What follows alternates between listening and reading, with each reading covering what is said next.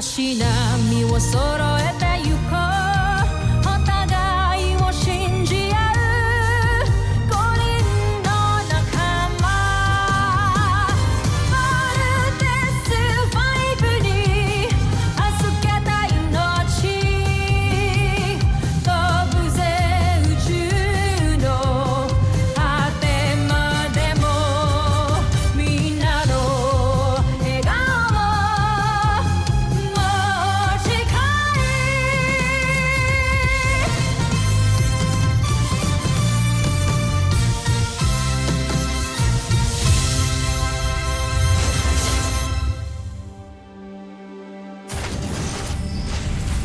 Ang nakaraan sa Voltes 5 Legacy.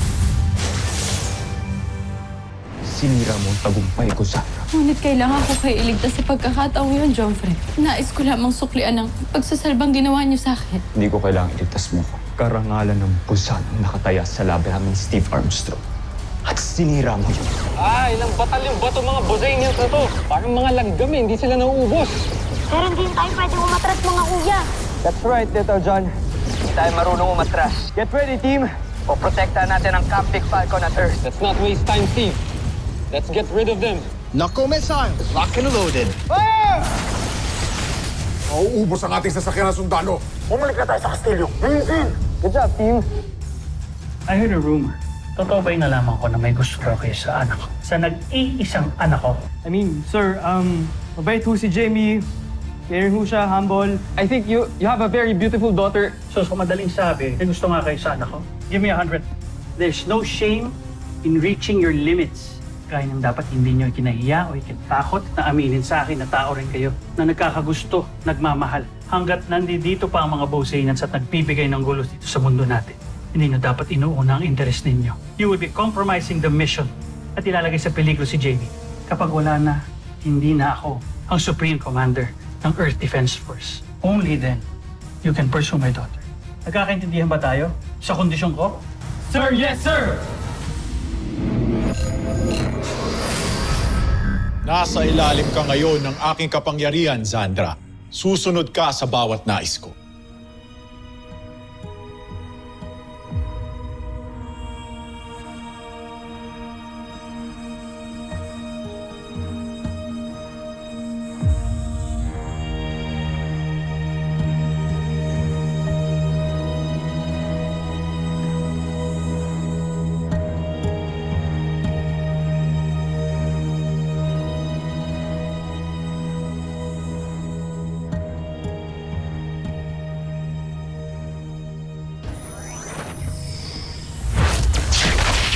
Layuan mo si Sandra!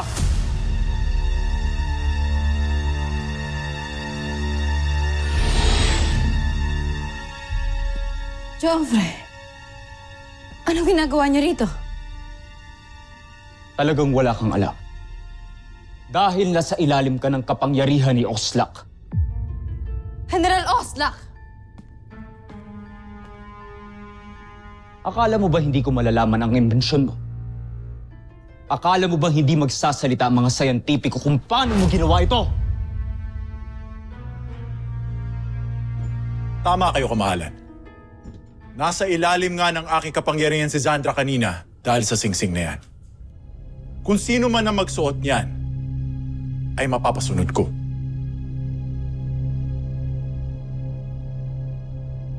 Magaling kung gano'n.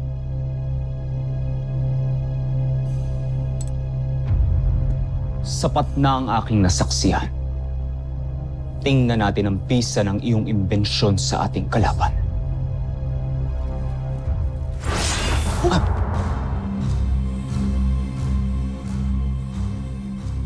Subukan mong pagnasaan ulit si Zandra. Ako mismong makakatapat mo. Opo, kamahalan. Homsak!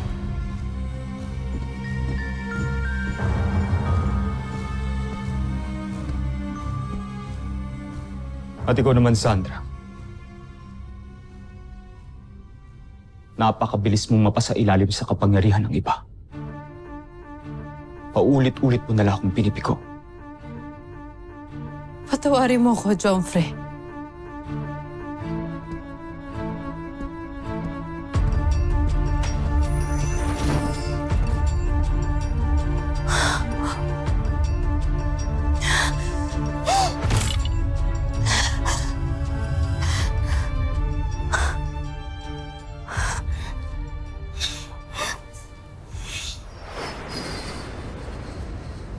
Sir, nakahanda na po ang transport nyo. Salamat. Sir? May naririnig lang po akong rumors. Is it true na magre-resign na po kayo sa posisyon nyo? May time sa isang officer, kailangan mag-assess sa sarili niya. Kung siya ba isang effective leader o hindi. If he feels he's not 100%, maybe it's time to pass on command to someone more able. If I may be so bold, sir, tingin ko deserve nyo pa rin po ang posisyon nyo. Dahil we all still believe in you, sir. Thank you, Captain. Sir,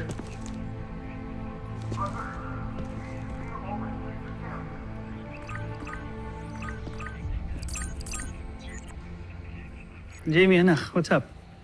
Hi, Dad. I just wanted to ask you something. Are you busy ba? Ano yun, anak?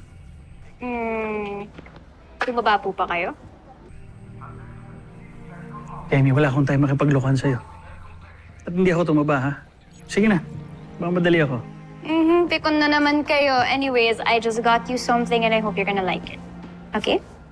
Bye, Dad. I love you.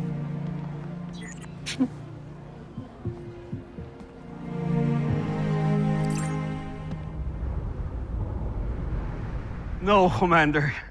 I don't think papayag ang United Nations sa gusto mong mangyari. We're in the middle of an interplanetary war. An extinction-level event. And I don't think they will tolerate any changes or shift in the military leadership. Not right now. I'm aware of the repercussions, Larry. I personally invited UN Ambassador Rogers over. Para masabi mo sa kanya kung ano talagang gusto mong mangyari. Larry, hindi na magbabago ang desisyon ko. Oscar, ano ba talagang dahilan? May dinaramdam ka ba? Are you sick?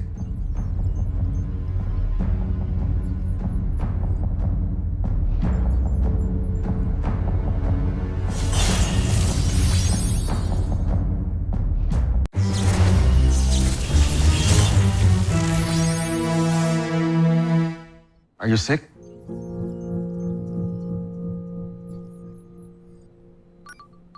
Lieutenant Robinson requesting permission to enter, sir.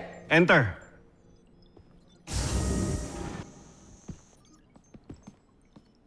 Dad. Jamie, Sir. may mahalaga kami pinag-uusapan. I'm sorry, sir. Sige lang, Commander. May panahon pa para makapag-usap kayo ni Jamie.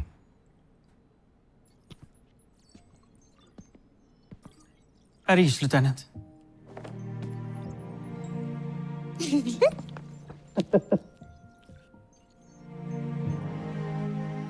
Parang pumapayat ka, Dad, ah. Ha? May sakit ka ba? Ako may sakit? Malakas pa ako. Gusto mo, mag-sparring pa tayo. Hinahamon niyo ako, Dad, ah. Game? Game?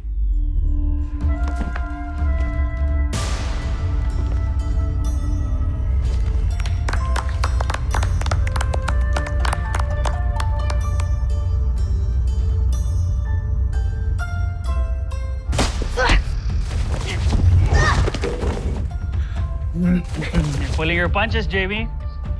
Sure you're up for this? Grabe, ang galing nila pareho. Nga, kuya. Di ko nga din alam kung sino nga i-cheer ko eh.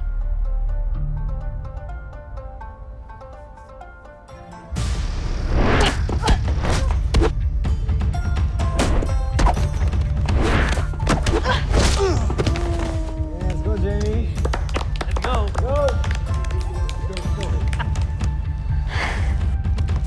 You wanna do this? Tomas, Yan na. Are you sure?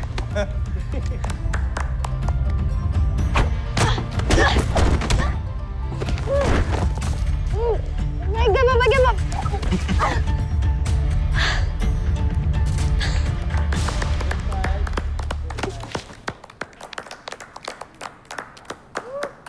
So proud of you. I'm proud of you too, Dad. Idol talaga kita. Siyempre. Anyways, magtatagal po ba kayo? Why? I have a surprise for you. Sige. Sure. General, may incoming call from Ambassador Rogers. Okay, I'll take it from Dr. Smith's office. I'll see you later. See you later, Dad.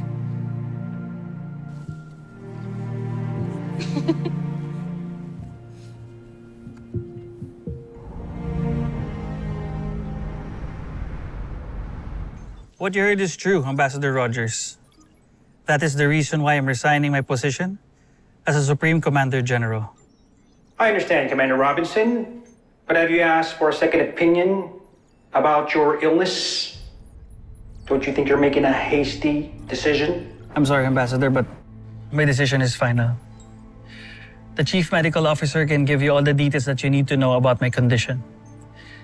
Ambassador, I just want to spend my remaining years with my daughter. All right. I will inform the organization about this, but I will not disclose the reason of your resignation. Thank you for your understanding, Ambassador Rogers.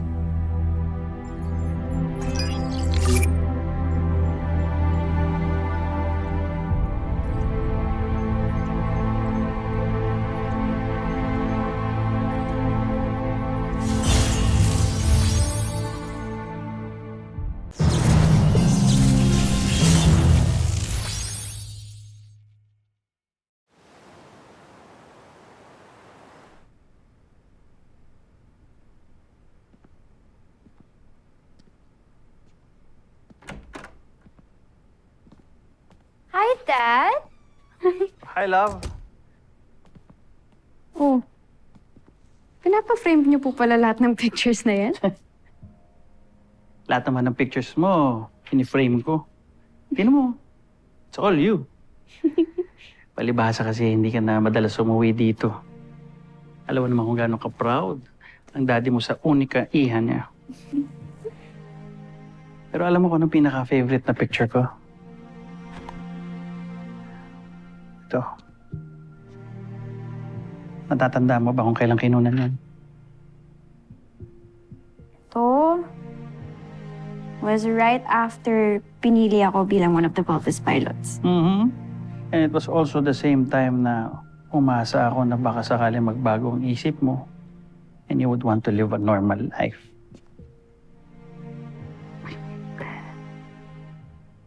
Pero alam mo, masama man sabihin pero umasa ako na sana I was really hoping na hindi ka pumasa ng training mo. Pero hindi mo kami binigo. You passed the training. I've always admired your determination. But at the same time, up to now, until now, para akong atakihin sa puso kapag ginagawa niyo yung mga mission niyo. Takot ako para sa'yo. Dad, lagi naman po kami nag-iingat eh. Kalalo mo ako. Lagi akong nag-iingat dahil sa inyo. Alam niyo naman po to, di ba? Pero now that I'm serving the country, now the whole world, it's always been my dream, Dad. I want to make a difference. Gusto kong protektahan yung mga tao gaya ng palagi niyong sinasabi sa akin nung bata ako. Kasalanan ko pa ngayon.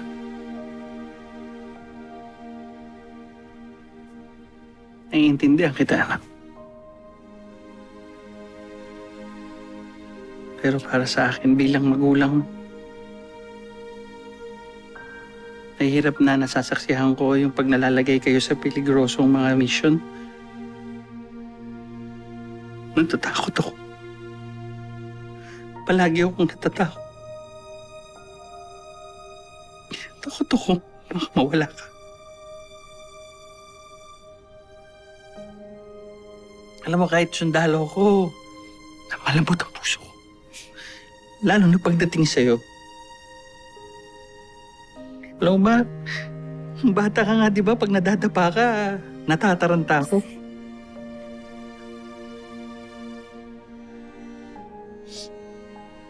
So, na-imagine mo, torture yun sa akin. Sa tuwing lumalabang kayo, yung sa mga demonyo, mga beast fighter na yan.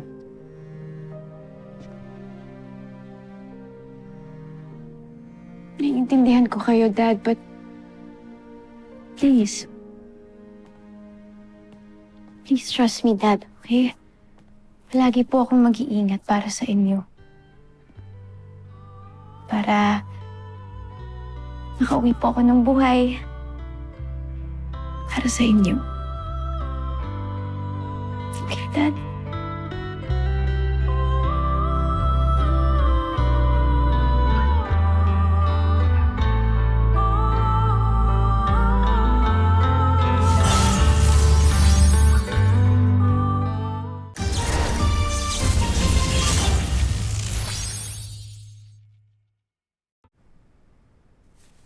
Okay. Pero ayokong mawala ka dahil mag-aasawa ka na maaga. Ha?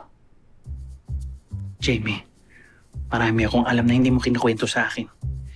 Matanda ka na, maganda. Kaya hindi mo masisisi sina Steve at Mark na magkagusto sa'yo. Hindi ka pa pwede magka-boyfriend, lalong-lalo na ang mag-asawa. Okay?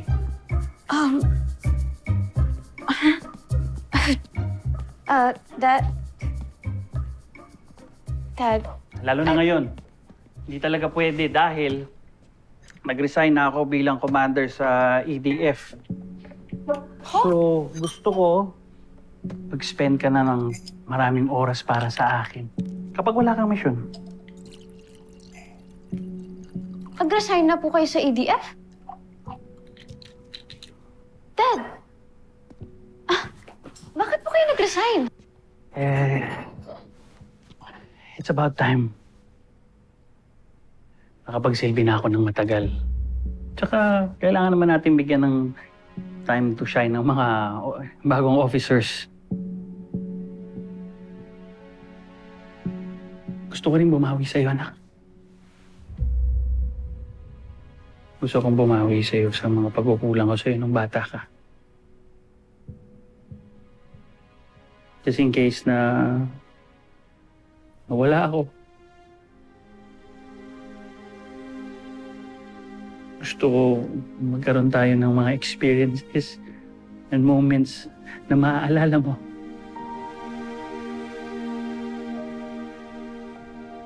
Kayo nagsasalita ng ganyan? Akala ko po ba malakas kayo, ha? Hindi po kayo mawawala. Hindi. Okay? Makakasama ko pa po kayo ng matagal na matagal na matagal na matagal na matagal.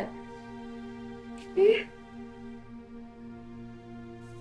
Promise. Pinky promise. Promise. Magkakasama pa tayo matagal. Hindi ako mawawala sa iyo kahit kailan.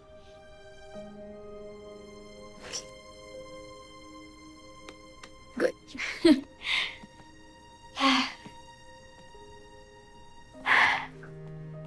Anyways, Dad. Medyo pagod po ako sa training ngayon eh. Okay lang po ba kung dito na lang po muna ako magsistay? Oo naman. Your room is always ready. Stay, pahinga ka muna. Night, Dad. Good night. I love you. I love you.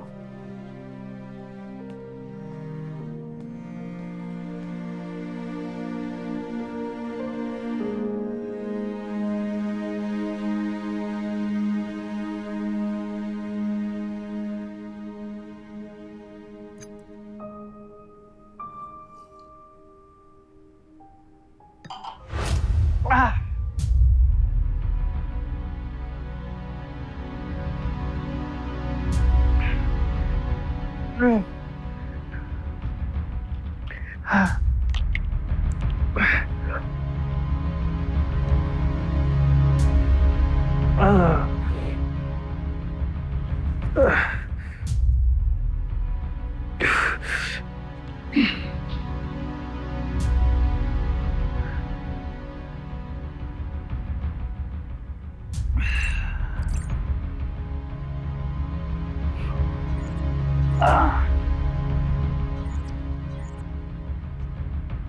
pilot.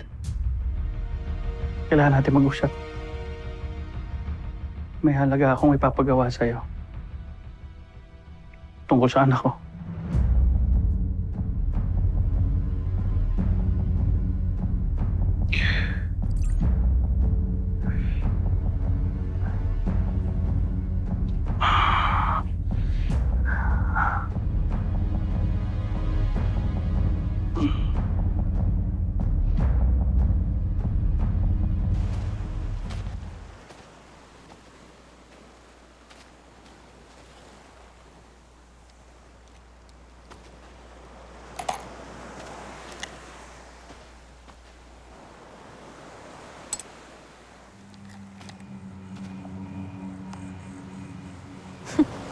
This is nice.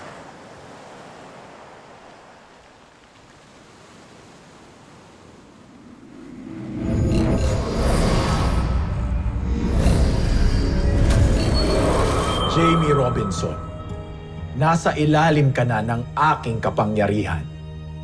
Bumalik ka sa Camp Big Falcon at wasakin mo si Voltes 5.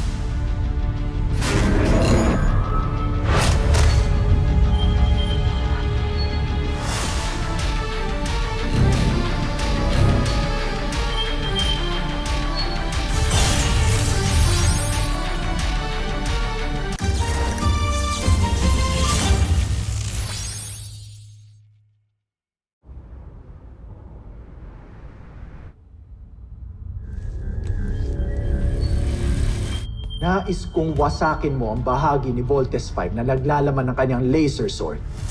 Masusunod, Panginoon. I heard you already informed the ambassador about your retirement.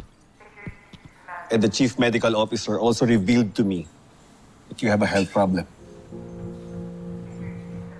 Actually, it's not that fatal.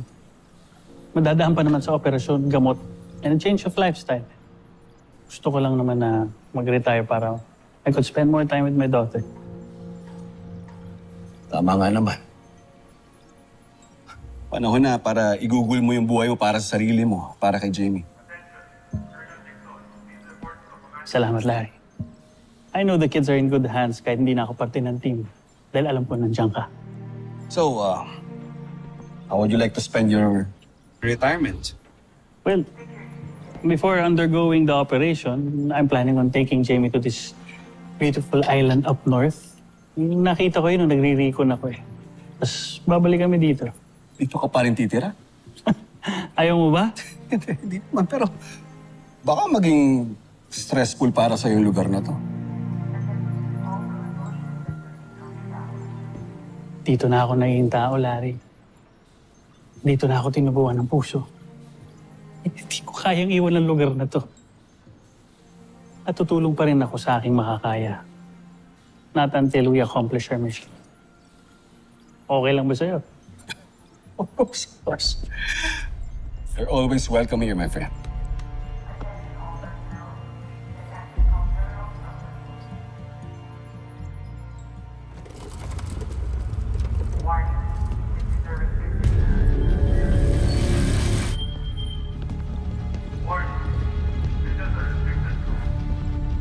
Masyado po maraming nakabantay sa Voltes 5, Panginoon.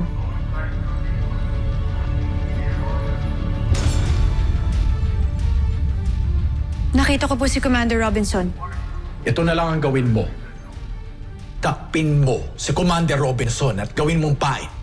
Hanggang hawak ko ang iyong ama, hindi ako magagawang wasakin ang inyong hukbo.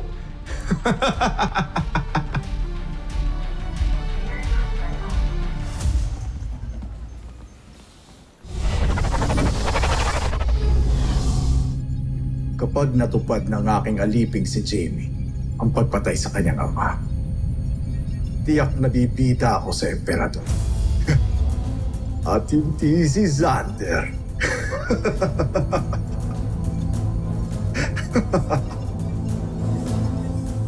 Susunod sa Voltes 5 Legacy. Jamie? Kapag sineswerte ka nga naman, kumanda kayo. Katapusan niyo na. Stop here, Jamie.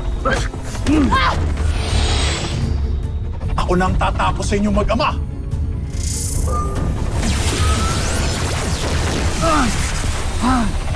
Jamie.